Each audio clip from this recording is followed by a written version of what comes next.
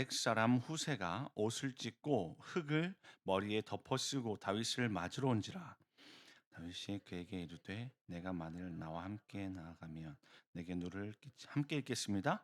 그러나 내가 만일 성읍으로 돌아가서 압살롬에게 말하기를 왕이여 내가 왕의 종이니이다. 전에는 내가 왕의 아버지의 종이었더니 이제는 내가 왕의 종이니이다 하면 내가 나를 위하여 아이도벨의 묘략을 패하게 하리라. 아멘. 오늘 말씀은 피난길에 오른 다윗의 이야기입니다. 일전에 압살롬은 반역을 치밀하게 준비했었죠. 그래서 이로 인해서 모든 백성들의 마음이 이제 압살롬에게로 향하게 된 거예요.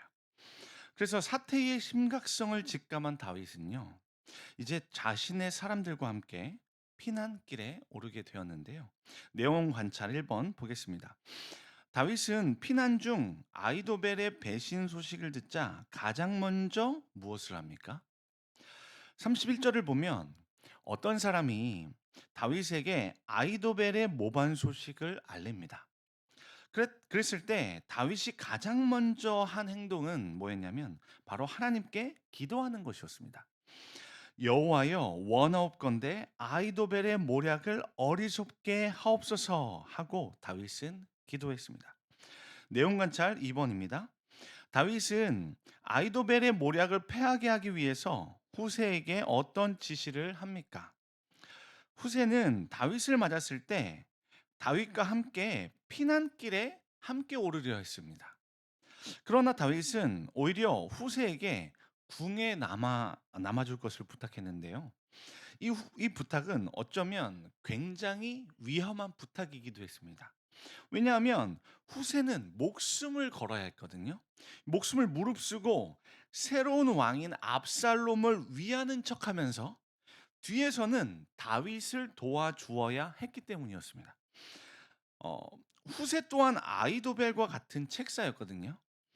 그래서 다윗은 후세가 이 궁에 머물면서 다윗에게 유리한 책략을 내주기를 바랬던 거예요.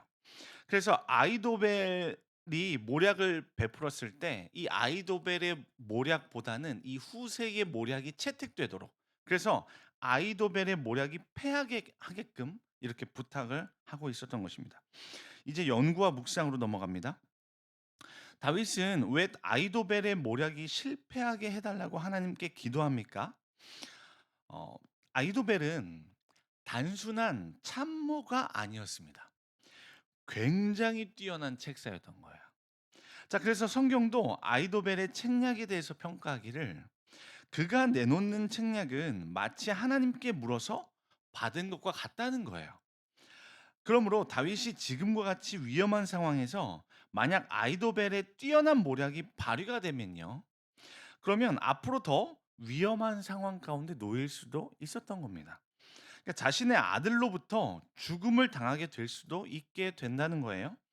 그래서 이러한 상황을 예측한 다윗은요, 하나님께서 아이도벨의 모략을 패하게 하시도록 간구했던 것입니다. 그러니까 다윗이 이렇게 하나님께 기도하면서 나아갔던 것은 무엇을 말하냐면요, 이번 일 또한 자신의 힘과 능력으로는 풀어가지 않고 모든 주권을 하나님께 맡겨드린다는 그의 믿음의 행동이었던 것입니다. 이제 느낀 점입니다. 모든 상황 속에서 전적으로 하나님의 주권과 은혜만 구하는 다윗을 보며 무엇을 느낍니까? 여러분, 저와 여러분이 맞게 되는 여러 삶의 문제들을 어떻게 풀어가고 있는지를 보면요, 이것으로부터 저와 여러분이 가진 믿음이 얼마나 성장했는지를 볼 수 있습니다.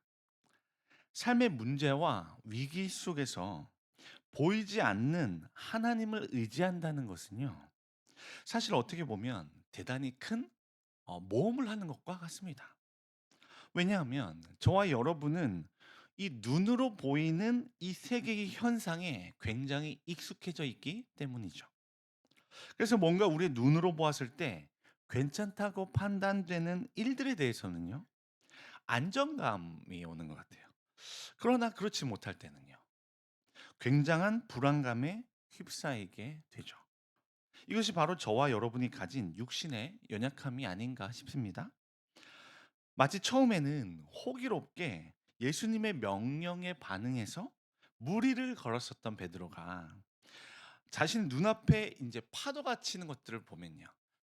그 파도가 치는 것을 자신의 눈으로 직접 보게 되는 거잖아요. 그러니까 그런 현실 앞에서 하염없이 무너져 내린 것과 같습니다.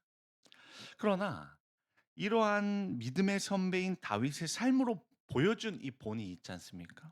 그러면 그 본을 따라 저와 여러분의 삶을 더욱 믿음으로 살아보아야겠다는 이런 시도를 할 수 있게 되는 것 같습니다. 왜냐하면 그렇게 믿음으로 살려고 했었던 그의 삶 가운데에 하나님께서 개입해 주셨기 때문이죠. 그러한 믿음의 삶에 하나님께서 개입해 주시는구나를 보는 저와 여러분은 이런 시도를 할 수 있게 되는 것 같습니다. 이제 결단과 적용으로 나아가겠습니다. 내가 하나님이 아닌 내 힘과 방법을 의지한 적은 언제입니까? 하나님의 주권과 은혜만을 의지하기 위해 오늘 무엇을 실천하겠습니까? 여러분, 삶의 많은 어려움과 위기 앞에서 우리의 힘과 방법을 의지한다는 것은 어쩌면 지극히 자연스러운 일일 것입니다. 왜냐하면 저와 여러분 삶의 무게를 책임감 있게 지고 가는 주체들이기 때문이죠. 그래서 어떻게 보면 보이지 않는 믿음을 위해서 내가 지고 있는 삶의 무게를 이게 좀 내려놓으려고 하면요. 왜냐하면 하나님의 주권을 인정한다고 하는 것은요. 하나님께서 나의 삶을 다스리시는 것을 믿기 때문에 내가 모든 것들 모든 무게를 다 지려 하지 않게 되는 것이죠. 어쩌면 다른 사람이 보기에 약간 여유로워 보일 수도 있게 되는 것 같습니다. 그러면 응당 주변에서부터 그러한 비난과 조롱이 따라올 수도 있죠. "너 너무 무책임한 거 아니야?" 마치 하나님 앞에서 춤춘 다윗을 보면서 멸시했었던 미갈의 태도처럼 말입니다. 그러니까 믿음의 삶이라는 것은요. 누군가의 눈에는 매우 무책임해 보이고 어리석어 보이는 삶으로 비춰질 수 있다는 것이죠. 고린도전서 1장 18절 말씀은 이렇게 기록되어 있지 않습니까? 십자가의 도가 멸망하는 자들에게는 미련한 것이요 구원을 받는 우리에게는 하나님의 능력이라. 그러니까 구원을 받는 저와 여러분에게 있어서는 하나님의 능력이기 때문에 저와 여러분 붙드는 건데, 근데 또 어떤 사람에게 있어서는 그 십자가의 도를 붙드는 것이 굉장히 미련해 보일 수 있다는 겁니다. 여기서 말하는 십자가의 도가 바로 저와 여러분이 걸어가고 있는 믿음의 길 아닙니까? 보이는 것을 조차 살아가는 삶이 아니라 보이지 않는 하나님의 약속의 말씀을 마치 지금 실제로 보는 것처럼 확신하면서 살아가는 삶인 것이죠. 그럴 때 때로는 주변에서 저와 여러분을 향해서 조롱 섞인 말을 할 때도 있을 것입니다. 너 그렇게 맨날 교회만 나가서 기도만 한다고 되겠어? 이 세상 사는 거 그렇게 호락호락하지 않아. 이런 조롱의 말을 각오할 수 있어야 할 것 같습니다. 마치 노아가 산 위에 방주를 짓고자 할 때 주위 사람들로부터 조롱을 받은 것과 마찬가지로 말입니다. 이런 주변에서의 조롱을 각오할 수 있어야 하나님의 주권을 인정하는 삶이 가능해집니다. 왜냐하면 저와 여러분 안에서 하나님의 주권을 인정하는 행동이 이렇게 나오면요. 때로는 이것이 주변으로부터 조롱을 불러올 수도 있기 때문에 그렇죠. 이게 되지 않으면요. 하나님의 은혜를 구하기보다는요. 내가 가진 힘을 자꾸 의존하게 되겠죠. 내가 할 수 있는 능력이 없는가? 자꾸 초점이 나에게 맞춰지게 된다는 말입니다. 이것은 어쩌면 누군가로부터 조롱받고 싶어 하지 아니하는 우리 안에서의 자존심의 문제가 될 수도 있습니다. 그런데 다윗은 미갈로부터 조롱을 당했을 때 뭐라고 고백합니까? 내가 더 이보다 더 낮아져서 천하게 보일지라도. 무슨 말입니까? 다른 사람이 나를 천하게 보는 거 아무렇지 않다는 거예요. 괜찮다. 하나님으로부터 하나님의 자녀라는 정체성을 확증한 이상 다른 사람이 나에게 대해 뭐라고 말하든지 나는 전혀 상관하지 않아.